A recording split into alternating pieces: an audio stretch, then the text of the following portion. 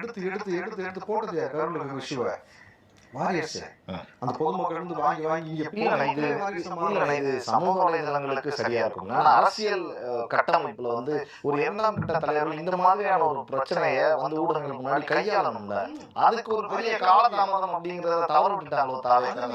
அதுதானே இப்போ இவ்வளவு பெரிய அசம்பாவிதம் நடந்துறதுல விஜய் அவர்கள் எல்லா நபருமே எல்லா மனிதனுமே ஒரு தவறுல இருந்து ஒரு படிப்பினை கற்றுக்கொண்டு அதை புரிஞ்சு நகரும் பொழுது வாழ்க்கை அழகாக நடத்தி கொண்டு போக முடியும். அதே போல இந்த இரண்டாம் கட்ட தலைவர்கள்லாம் வந்து லேக் ஆயிட்டாங்க.